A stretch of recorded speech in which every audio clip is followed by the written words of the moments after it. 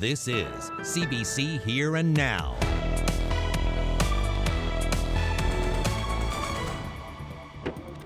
"199 years, and this bayman finally gets to experience his first Royal St. John's Regatta. And look, the sun is even out in St. John's, turning into a gorgeous regatta evening, and there's lots of nice weather on the way for the island. Some showers in Labrador. I'll have all the details coming up.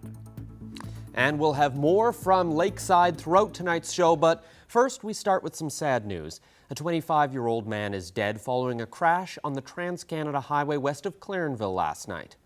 It happened around 11:30 when a car crossed over into the westbound lane and collided with a transport truck. The man was a passenger in the car. He was seriously injured and later died in hospital. A 31-year-old male driver was brought to hospital with non-life-threatening injuries, while the driver of the transport truck was treated and released. That stretch of the highway was closed this afternoon as crews worked to remove the overturned truck. And we want to show you the scene in Flat Rock this afternoon. A chopper had to be brought in after a man who was fishing from the rocks badly injured his leg. He couldn't make the 20-minute trek from that point back out, and it was too rough for rescuers to carry him out. So in the end, it took a helicopter to come in, pick him up, and as you can see, successfully brought him out. CBC was told that the man is visiting from Syria and spoke to friends at the scene. How long were they out there, do you know? من ايمت هني صاروا هون. إلهم من أيمتى لكم؟ من الساعة 12 o'clock. Okay. Well, the terrain is rough. It's all very sloped and jagged and all rocky. Another North Atlantic right whale carcass has washed ashore in the Gulf of St. Lawrence, bringing the total to 10. This time, though, it was on the west coast of the island. It's estimated there are only about 500 right whales left in the world. The Department of Fisheries and Oceans is calling the number of deaths unprecedented. The department says the situation is extremely concerning and is working to figure out the cause. Well, public sector unions have scored a small victory in their negotiations with the province for a new contract. The new finance minister says law firm McInnes Cooper is no longer advising the province in the negotiations. The unions had slammed the spending of hundreds of thousands of dollars on outside legal advice. Now it will be in-house government lawyers that'll help with the negotiations. The unions had expressed their desire to communicate and negotiate directly with officials within government, and I'm certainly prepared to move forward with that. The town of Happy Valley Goose Bay has been called one of the most contaminated places in Canada. It's a legacy left behind by the American military from over half a century ago. The Department of National Defense is working on cleaning up the mess, work that can be seen from the highway just outside of town. Here now's Jacob Barker checked out what they're doing. What used to be here was the dump for 5 Wing Goose Bay Base. The pollution, a legacy of the American Air Force when they used to use the base.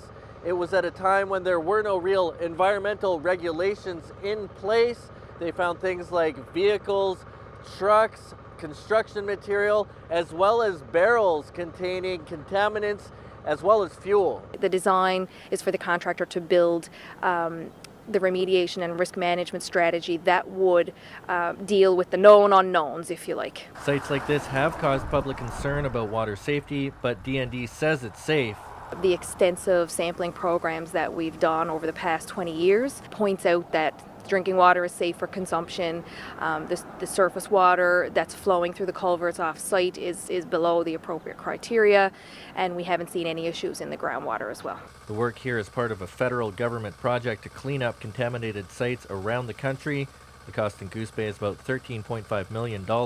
Pools are being created to filter and treat the water. We're actually pumping some of our surface water through these wetlands that we're building, and you can specifically place different species of plants that would target any contaminants in the water, and they would uptake those contaminants through their roots. John Hickey pushed for a cleanup when he was mayor of Happy Valley Goose Bay in the early 2000s. He says he's positive about the outcome. This is going to be, I think, a very nice place when it's finished and completed, and I think you'll see a lot of waterfowl and animals and that moving into the area, and which is all good for our community. The Department of National Defense is asking the public to stay clear of this site while the majority of the work is being completed this year.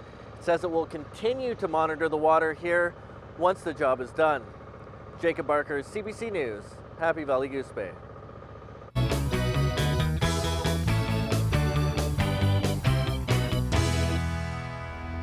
Well, the regatta is all about the races, the rowers, and the French fries, but it's also about the cold, hard cash.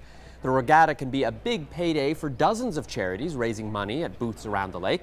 Here Now's Nakshit Pandit is covering that angle today. So Nakshit, how are the charities making out?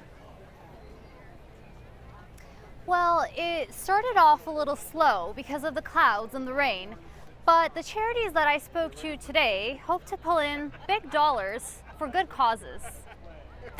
Spin, spin, spin, and win, win, win. And a lot of the spinning today at the lake is for a good cause. It might be a cloudy day, but that doesn't sink the spirit of giving at this year's regatta. It's been great. It was a little slow start due to the weather and that, but now it's been really picking up, so we're hoping to keep it going all day now. Diabetes Canada supports over 65,000 people in the province. Some of the cash for that support comes from this booth at the regatta, and this booth has become a regatta day tradition. We love the regatta. We've been down here now for 18 years. We're really fortunate to have this fabulous location at the top of the pond, and we just love to see everybody come out and support Diabetes Canada and the people in their province. The Torbay Volunteer Fire Department joined the celebrations at Kitty-Vitty in 1974. Every year, the mission is the same: spin the wheel and raise some money for the fire department. Well, we're hoping for more people. Well, every year we put off around 800-900 spins. We're at in the 400 range now, so we're around halfway there. The regatta is a 199-year-old St. John's tradition, but it's also a tradition for community groups outside the city, like the St. Joseph's Parish of Petty Harbour and Maddox Cove. We need more volunteers, so if we're in Petty Harbour, Maddox Cove, we need more volunteers. What's the mood been like today?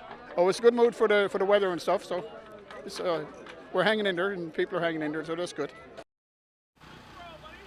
Well, thanks to the CBC's Nakshit Pandit for that story. And speaking of raising money for a worthy cause, here's Here and Now's Jeremy Eaton chilling out for charity. He's looking a little out of the element. There we go.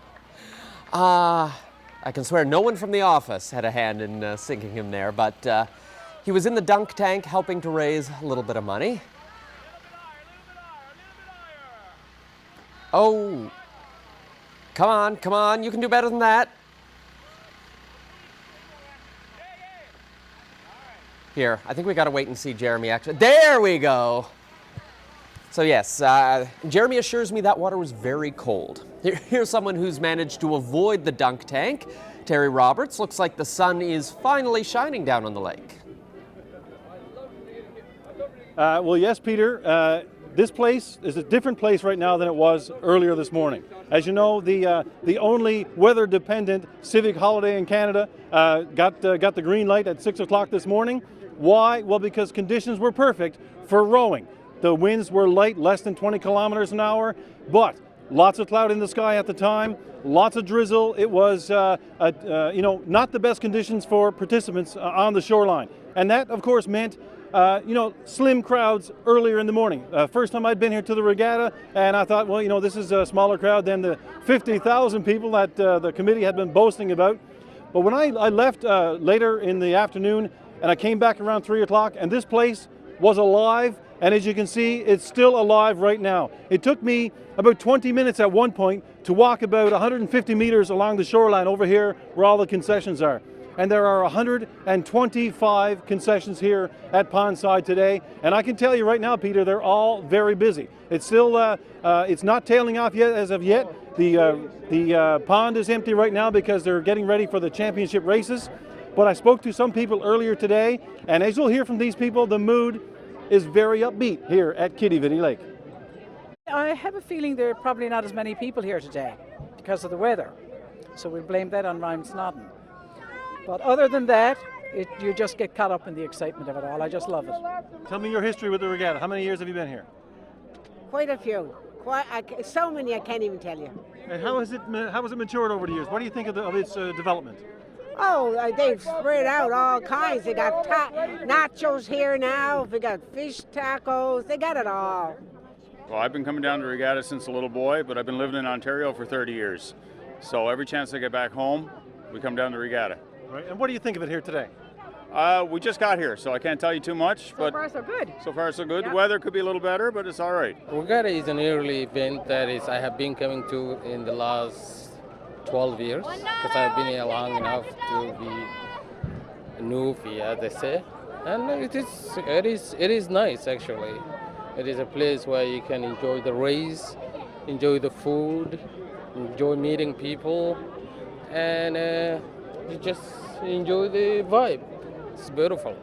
Oh, it's always fun. I always come down every year I can. We always enjoy it. The weather's not too bad. It's good to see, you always run into people you know and have fun. Now, as a Regatta newcomer, one of the questions I had today is whether this crowd is consistent with previous crowds. Now, I got mixed results on that. Some people, the people in the 50-50 farm over here, told me that they're selling tickets like there's no tomorrow. Really busy on the ticket sales today. And other people told me that the crowds are smaller than they have been in previous years. But one question, where would we be right now? What would the scene be like if Chase the Ace had gone ahead in the Ghouls tonight? Well, we won't know that because they canceled it for tonight. That's going to be held next week. I'm Terry Roberts here at Pondside, and I'll have more on not Chase the Ace, the Royal St. John's Regatta coming up. Well, the championship races are about to begin. And you can see the boat there, but already organizers are planning for 200. I'll speak with the regatta's captain of the course, Chris Neary, up next.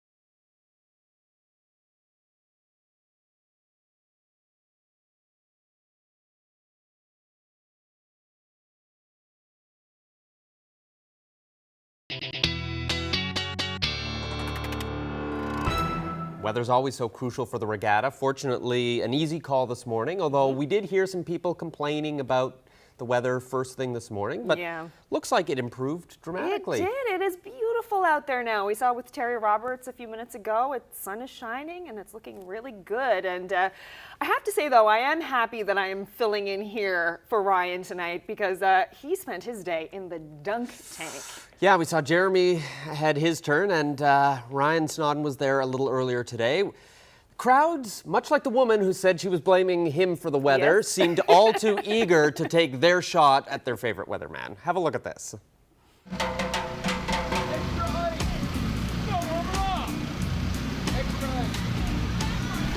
Justice for RDF and 13 degrees, I guess. Hi, Levi. First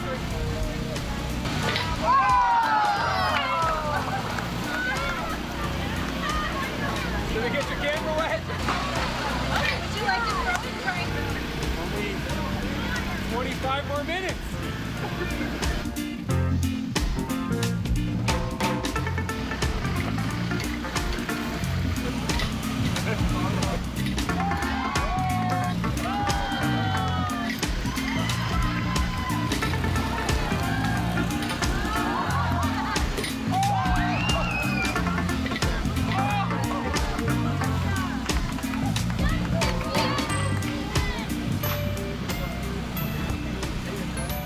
Goodness, a lot of people with really good aim, unfortunately, for Ryan there. And I'm betting that Ryan never wished for warmer temperatures so much ever before in his life, because it was nippy down there. It was. And the water was cold. About 13 degrees when he was in that tank down there lakeside today. So fortunately, though, Peter, warmer temperatures are coming back. So mostly on the island, we have been seeing this dip in temperatures, but things are on the rebound. So that's something to look forward to. Now, there is a wet spell coming for much of Labrador. And so far, the weekend is looking good, at least if you're on the island. So that's some good news as well. I thought I'd start with some of the highs today. So cool for many parts of the island, just 14 degrees as the high today in St. John's. And this is kind of unusual. We don't often see Makkovik as the hot spot in the province today. So coastal Labrador, 24 degrees there. So nice warm day for Makkovik. So looking ahead to tonight, it's pretty quiet on the island, not a whole lot happening, but we do have that band of showers that's going to be moving across Labrador, bringing about 5 to 10 millimeters to Labrador City. And less rain along the coast. Happy Valley, Goose Bay could see about 5 millimeters tonight. And some cloud cover on the island tonight, mostly a quiet evening. Now, tomorrow morning, much of the south coast is going to start the day with some drizzly weather, but that should dissipate throughout the day, so should clear off.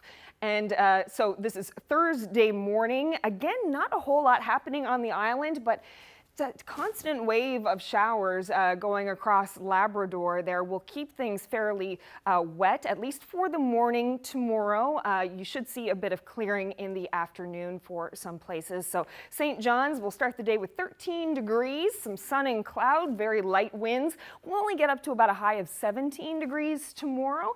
And in the evening, it'll dip down a little bit to 15. So things will start to change, though, as we get closer to the weekend. On the Avalon Peninsula, we're looking at temperatures along the coast, about 14 degrees tomorrow. It'll warm up as you go inland. Bonavista looking at 17 degrees tomorrow with a mix of sun and cloud. And here's some of that drizzly weather that is going to be starting the day in Harbour Breton tomorrow. But central Newfoundland looking fantastic. Twillingate, 22 degrees tomorrow with lots of sunshine. So it's going to be very nice in central tomorrow. And as well on the west coast, temperatures in the mid-20s with lots of sunshine, some cloud cover in Port aux Basques, and 16 degrees as the high there. And as we move up to the Straits, really warm tomorrow in Mary's Harbour, 25 degrees as the high, and with the humidex, it should feel more like 29 degrees there tomorrow. So it should be quite nice in Mary's Harbour. So we do have these showers for the rest of Labrador, as I mentioned, a bit heavier in the west, 17 degrees in Lab City cloudy tomorrow. Chance of showers along the coastline. You may see a little bit of wet weather and temperatures in the mid-teens. So I'll have a look at that weekend forecast coming up a bit later. Peter?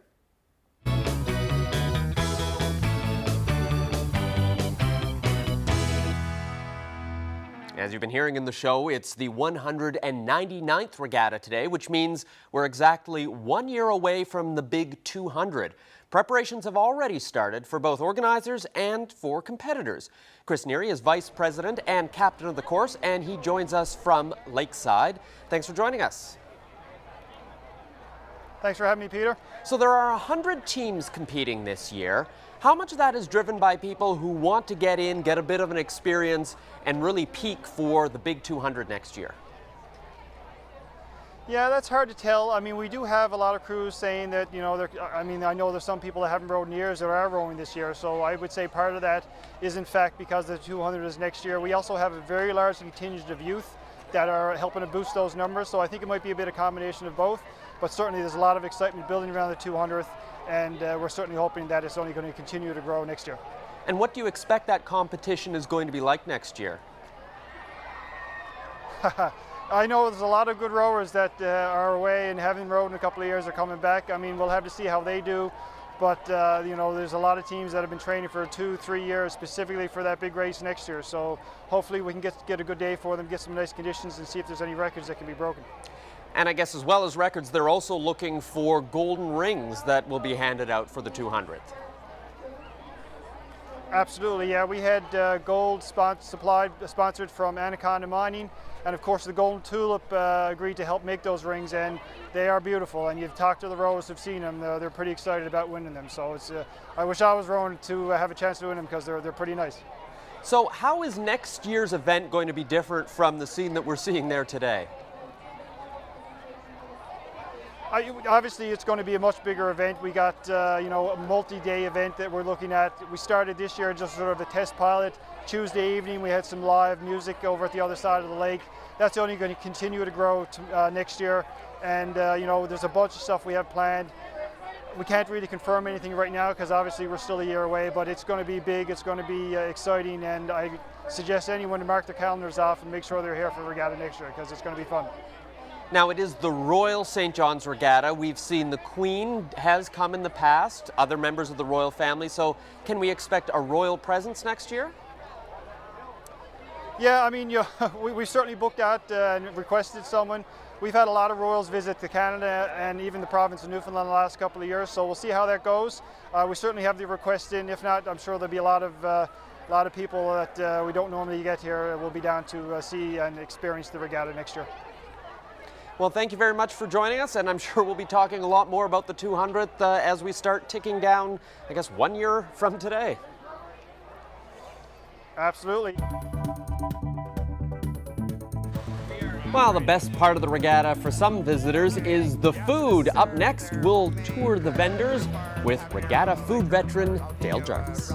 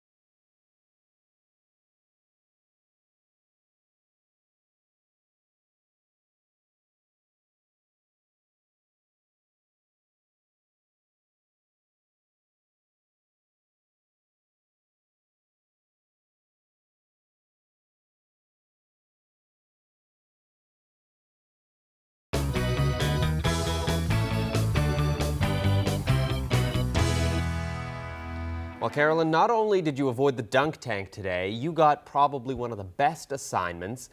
You got to go lakeside for a special savory assignment. Yes, I did. It was excellent, and I had the most perfect partner. Just take a look. I probably have the best gig here today. I'm here with Dale Jarvis, folklorist, and Regatta Day food connoisseur, I think is your official... Yeah, for today it's my official title, yeah. So this is an annual tradition for you. You Absolutely. eat the pond. Yeah. Tell me about that. So this is a personal tradition that kind of comes together with a very public tradition here of all the amazing food stalls that exist around the pond. And so this is a personal tradition, but it's an old tradition in St. John's. We know there were food tents here or refreshment tents back in the 1880s. So it's a very long-standing tradition to come down and gorge yourself and have something to drink down at the pond. All right. Well, one of my personal favorites are fish tacos. Yeah. So we're here in front of Bacalao. I think that's where we're going to start. Yeah. And get some tacos and some rhubarb lemonade. Perfect. Yeah, so this is their homemade rhubarb habanero, like our jalapeno relish on that. So some local flair. Local flair, and it's a really good example of how the food traditions evolve here. You know, like it's not just fish and chips. So, you know, as the food scene kind of grows in St. John's, the food scene of the pond grows too. So I guess you couldn't really get fish tacos 10 years ago either. No, probably not. Delicious. Oh, it's so good. And you know, the weather may not be the greatest here today by some people's standards, but how is it by food eating standards? That's a good question. I think this is perfect food weather for the regatta because it's not too hot. You know, so you're not going to knock yourself out going around the pond and overeating. So yeah, the weather today has actually been really nice weather for regatta in some ways. Okay, weather to digest to. Hi. Dale, so what's next? So could we get one street corn and one churro, please? Yes. So that would be one street corn. Cheers. So this is my first regatta churro. Oh, really? Yeah, this is the first year that they've been here at the regatta, Sol Azteca, downtown St. John's. So what is a churro? It's a deep fried dough, and it's kind of covered in cinnamon and sugar. Oh, what's not to like? And this is street corn. This I don't remember seeing this down at the regatta. No, this is brand new this year. So this is a bit of Mexico here around the pond. All right, let's give it a taste.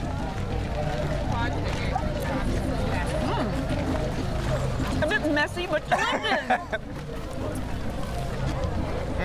Very nice. Yeah, that's corn lovely. Covered in sauce and spices. Yeah.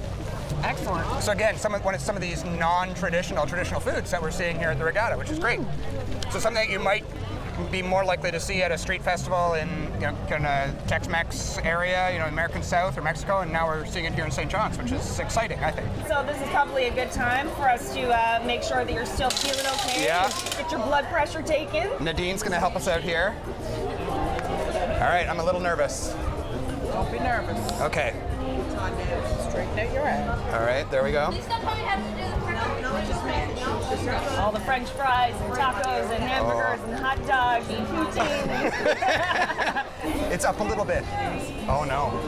Your blood pressure is actually up a little bit. 150 on 98. Is that bad? It's up a bit. Well, I haven't actually been being very healthy today. Yeah, well, that's understandable. It's one day a year, though, right? It is one day a year. So I understand why the regatta would appeal to your stomach. Yeah. But what about the folklorist in you? What is it about the regatta that appeals to you? I think events like this are really special for a number of reasons. For me, as someone who's interested in food and the link between food and culture, festival atmospheres like this are important because they bring together foods that would never occur together on the same table, So we see things like Egyptian shawarma and onion rings kind of served up at the same time. And that's something that doesn't really happen in the normal course of the year. So it really is kind of a special event. Okay, Del, so we've come to the end. We can't eat every single thing at the regatta, but I think we did pretty good. Absolutely true. It is absolutely true. You can't eat everything. You have to know when to stop. Yeah, we end with something sweet. That's the dessert to wrap up everything you've eaten today. And then my final tradition, the closing off of the regatta, is I always go home with a candy apple that I eat on the way home, have a cup of tea, and then a well-earned nap. Oh, nice, nice. Well, I have something else that we both might need a little bit later. All right. see if I can find it. There. Yeah. Oh, very smart. Antacids. Antacids. The perfect topper to the Here day. you go. All right, thank you very much. Well deserved. All right, cheers. All right, cheers. Thank you. Thank you. So what'd you bring me? Nothing. I'm sorry. I ate it all myself. And how's that sitting with you now? It's okay. I just should not have eaten that entire bag of cotton candy. That's my only regretta, is that cotton candy. Well, it's certainly an interesting way to experience the regatta, and yeah, it's amazing how many people go down there just to experience all the different kinds of food. So yeah, very fun day. Thank you, Dale.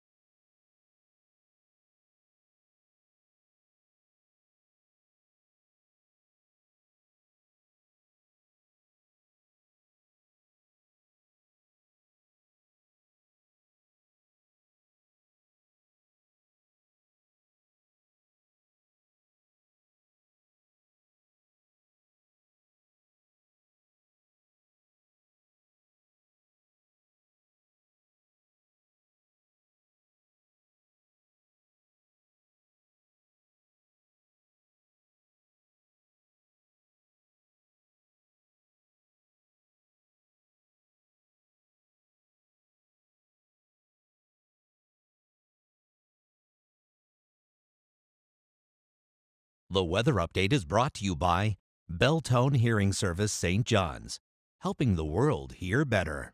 You know, the old saying goes that summer really ends right after Regatta Day. Don't believe it. And I remember a couple years ago, like brilliant July, I said, oh, we're going to have a brilliant August, and then it like all just ground to a halt. I know it kind of feels that way right now, but things are looking up. So we have some warm temperatures, and the weekend so far is looking pretty good here in the east. So let's have a look at tomorrow right now. This is a recap of what we can expect tomorrow on the island. St. John's looking at a high of 17 degrees with a mix of sun and cloud. A bit of drizzle to start the day for the Burin Peninsula there, 16 as the high. Central Newfoundland looking gorgeous with temperatures in the mid-20s, lots of sunshine as well on the west coast tomorrow. And in Labrador, Mary's Harbour is looking like a fantastic place to be tomorrow, 25 degrees as the high with some sun and cloud. Some showers though for most of Labrador tomorrow. Labrador West will see some morning showers and a chance of showers along the coastline there, and temperatures in the mid-teens. So unfortunately for Labrador, those showers are kind of going to linger. You're going to sort of have wave after wave of it. This is Friday morning, very quiet on the island. Not a lot happening weather-wise, no precipitation really to speak of there. So as we're heading into the weekend, it's going to be quite nice. 20 degrees on Friday with a mix of sun and cloud for St. John's. Grand Falls, Windsor, there's a chance of showers there, but 27 as the high there. there, and also quite warm on the west coast on Friday, 26 degrees with a chance of showers. Lab City looking nice on Friday as well, 20 degrees with sun and cloud there, and a chance of showers along the coast there. Cartwright, 22 degrees on Friday as we head into the weekend. Friday evening, those showers are still sort of hovering over parts of Labrador, and so far Saturday is looking pretty dry. We could see a bit of overcast, but doesn't look like we're going to see any precipitation on the island. So Saturday right now in the east, 20 degrees as the high with some sun and cloud. Sun and cloud really for the whole island. A nice sunny day in Port aux Basques on Saturday, 18 as the high there. Quite hot in Corner Brook and Grand Falls, Windsor, 26 degrees. So you can see some of those showers in Lab City on Saturday. Nain along the coast also looking at some showers and much cooler temperatures there, 12 degrees, but heats up significantly as you go south. Cartwright on Saturday looking at 26 degrees with a mix of sun and clouds. So yeah, you can see that the weekend is quite nice. Bit of overcast moving in the east on Sunday, but still you can see how those temperatures are rebounding. We're now back into the 20s, and even in central Newfoundland, even warmer still, as well as on the west coast. So we have some sunshine on the way and some nice warm temperatures. So a bit of a wet spell, as I mentioned earlier, for parts of Labrador throughout the week, but temperatures are getting quite warm. Saturday in eastern Labrador, 26 degrees there, and some showers as the week moves on, but should start to clear off as you get into the mid of next week.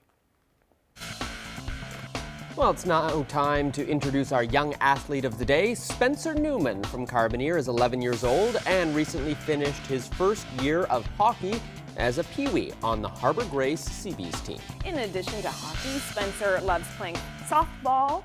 Great work, Spencer. You are our young athlete of the day. Well, it's time now to check in with Terry Roberts, who, it's hard to believe, is taking in his very first ever Royal St. John's Regatta. Terry, you've been in the thick of it all day. What do you make of it all? Very impressed, Peter. I have no regrettas about coming to the regatta. I've been in the media business in the St. John's area for about 17 or so years, and I've always managed to avoid this event for some reason or other, not because intentionally. But here today, I must say it's been a great experience. I managed to broaden my culinary experiences, as you might say. I have pretty simple tastes when it comes to food, but today I cannot walk like an Egyptian, but I was eating like an Egyptian today. Falafel, baklava, oh, beautiful, beautiful, really enjoyed it. But Peter, there's one thing that really stood out for me, and that's been on the pond. Almost every shell I looked into was occupied by female rowers. Female rowers, that's correct. Of the, I think it's 61 senior rowing crews, 51 of those are female. And when I looked at the junior levels, again, dominated by females. So I wanted to know, what is all that about? So I tracked down this young woman right here. Her name is Erica Griffin. Erica has a medal around her neck. Erica, first of all, I want you to tell me the story about your crew and what you accomplished today. We worked really hard all year to try and get here, and it really paid off when we won gold. Okay, thank you, and congratulations, Erica. Maybe you can shed some light on it for us. Why are there so many females attracted to rowing at the Royal St. John's Regatta? I think because it keeps us in shape and active, and to show that not only boys can be good at sports, and that girls can do stuff too. So, any message for the boys out there your age who might not want to be interested, who might not be interested in rowing, but you know, what message would you have for them? It's fun. I mean, go for it. I don't know. Okay, Erica, thank you very much.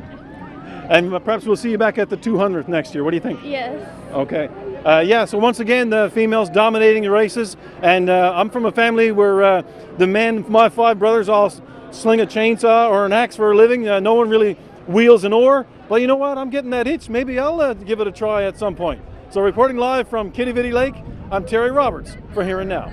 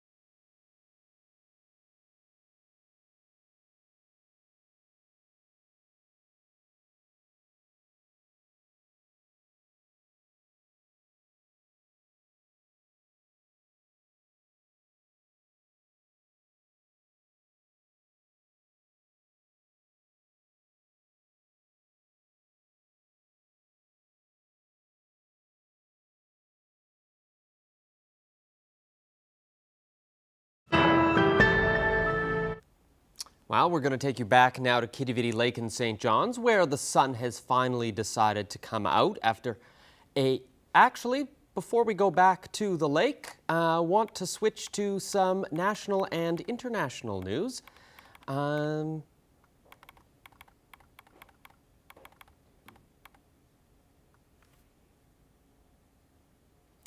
Just a second here. We're just rejigging things a little bit.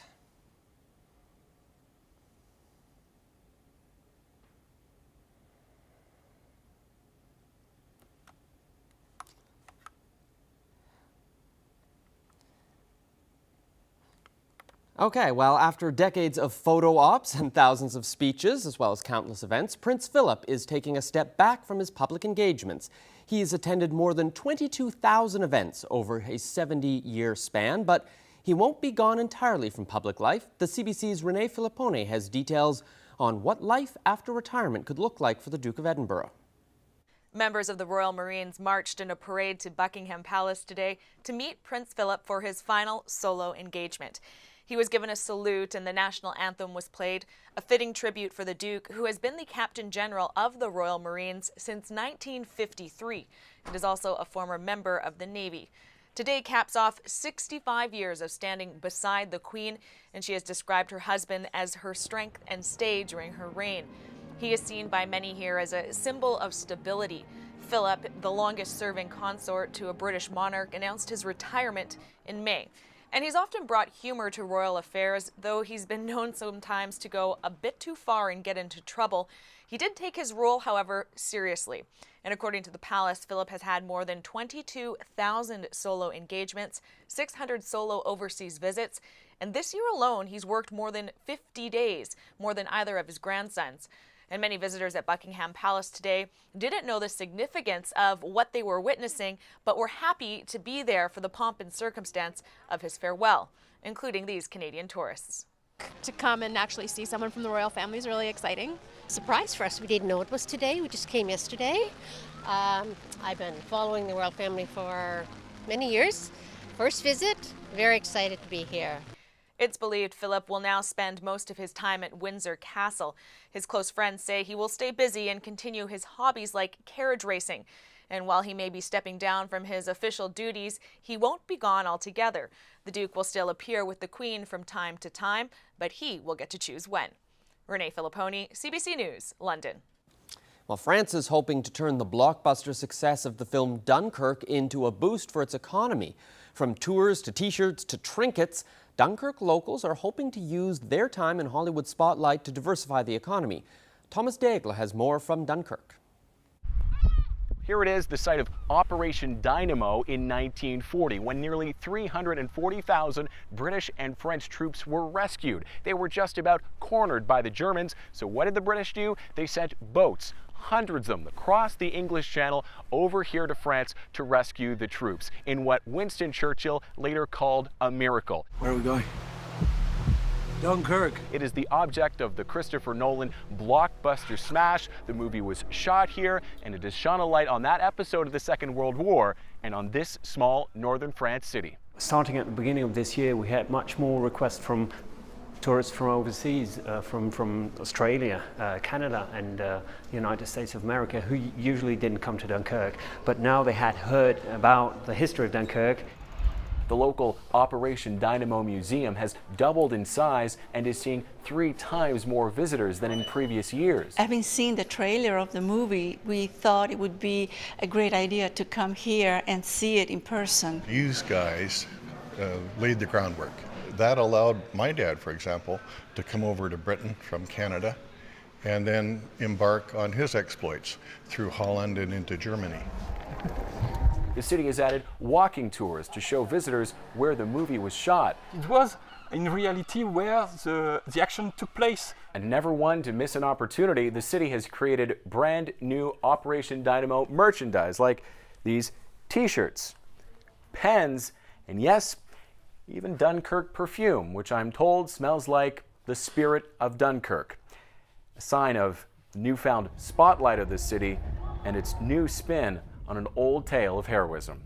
Thomas Daigle, CBC News, Dunkirk, France.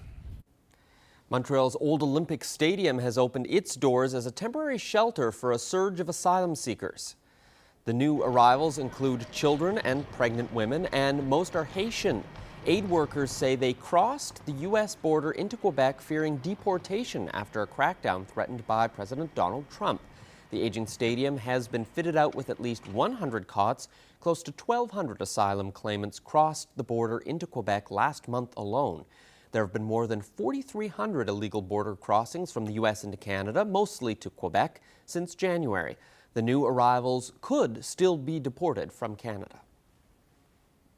In BC, officials fear that hot, dry weather will make fighting the wildfires much more difficult.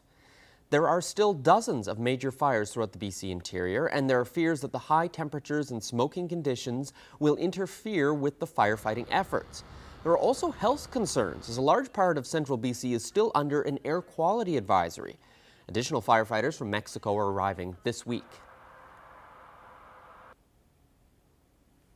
And let's go down to the lake now, where the CBC's Terry Roberts has been lakeside with us all evening. And the rowers have been busy as well. We've talked a lot about the food, but let's talk about the rowers. And Terry, tell us about these championship races.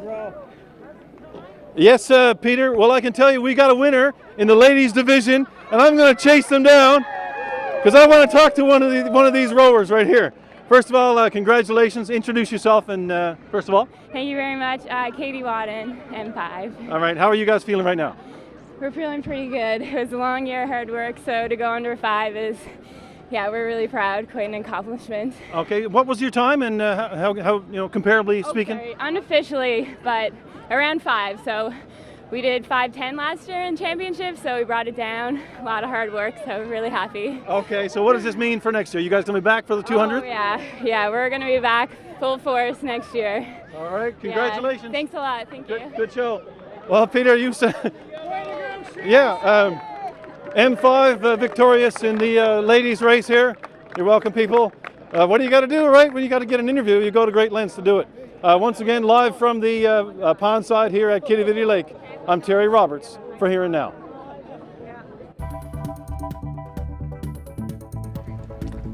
Well, it's not just the women, it's also the men who will be gearing up for their championship race. We'll have one last check-in pond side coming up on Here and Now.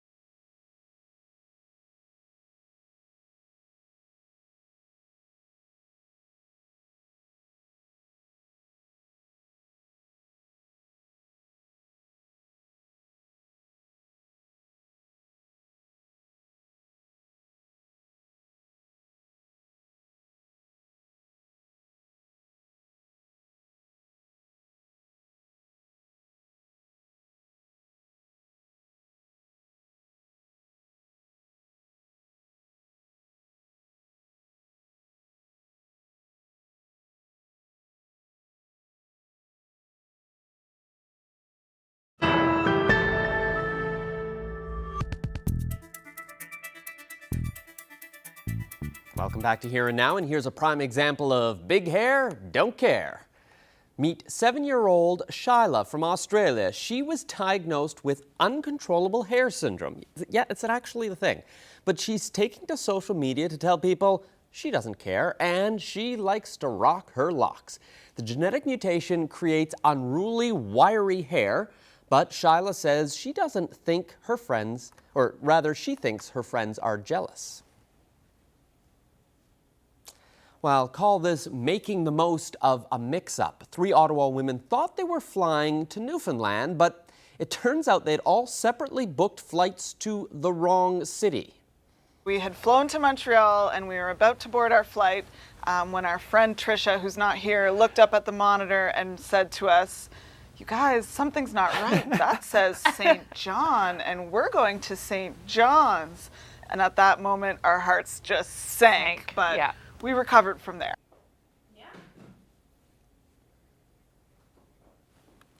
Well, their plan was to tackle a demanding hike in Grossmore National Park, but they ended up in New Brunswick. So they set their sights on the Fundy footpath, which they didn't realize was one of the toughest trails in Canada. They say that they did bite off more than they can chew. It's certainly a good reminder, though, to always check your tickets, especially remind those family and friends who are coming for a visit. Make sure they're flying to the right St. John's.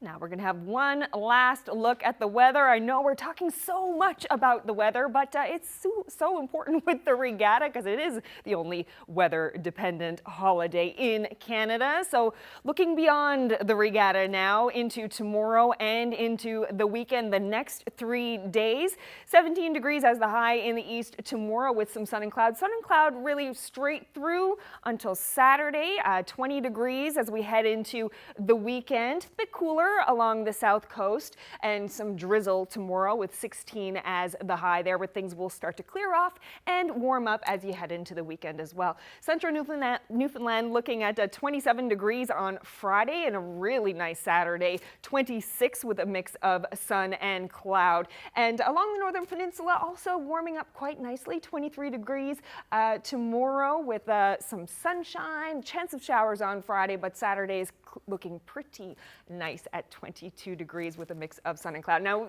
Labrador will be seeing some showers, as we mentioned earlier, chance of showers right through until Saturday, but nice warm temperatures there at 26 degrees. And Western Labrador looking good with 20 degrees as the high on Friday. Peter. Well, welcome back. We've got time to go to Lakeside one more time, where the men's championship races are just a couple minutes away. Terry Roberts is there and probably a little more wet than everyone else down Lakeside. So, Terry, let's, where do the races go from here? Yeah, well, we just saw the climax of the ladies' race, and as you saw earlier, if you were with us, M5 won that pretty easily, actually, and they're elated right now. Now the big event of the night, as well as the at 7 o'clock, the championship race for the elite men is underway, the senior men, and those teams are at the boathouse or at the pier right now, getting ready. And I can tell you, Peter, that Outer Cove, the defending champion, is the favored in that race. Other teams include Smith Stockley, Lamb's Rum, NTV, Carol's Investment, and there's one team there, I can't even make up my own writing. But the climax of today's rowing is about to take place, and there's still a good crowd around the lake. It has thinned out somewhat, but most of the eyes right now are facing the water because the big event is coming up. And I'm told that the Outer Cove team were just above 9 minutes today.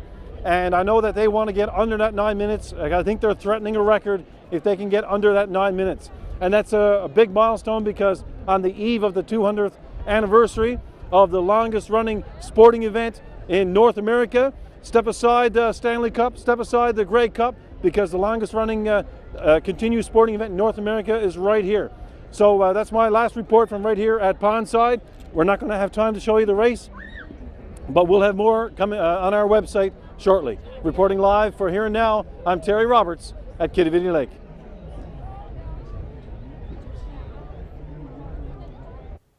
Well, yeah, Terry down there reporting, and as we heard from the M5 team who won on the women's category, lots of people looking forward to the 200. I had a look at the rings that they got made up for the championships, and in previous times they have done, for big milestones, they've done something a little bit special for the winning team. So nice gold rings with Newfoundland gold. That's certainly a bit of incentive for a lot of people who want to go out, do a little bit of rowing, hopefully win on a big event. Nice little trophy that you can wear. Absolutely. Which is great. Yeah, so we'll start the countdown. 365 days away now from 200, so it'll be lots of talk and attention over the next year as we count down to that. Yeah, and I guess we should just head on back to the lake because that's where all the action is tonight. So this is what we're going to leave you with this evening, a bit of sights and sounds. Yeah, lots of people there waiting to see the men's race set to get underway. If it's on time, will be starting in just about 30 seconds. You can see the men there getting ready. So we'll have to see what the times are like. The good news, I guess, is not a lot of wind, so a chance to get a little better times. We saw the ladies' M5 team with some excellent times there and an excellent night for just sitting by the lake. Yeah, and I guess Terry needs to get some dry socks. Absolutely. Have a good night, everyone. Thanks for watching. Good night.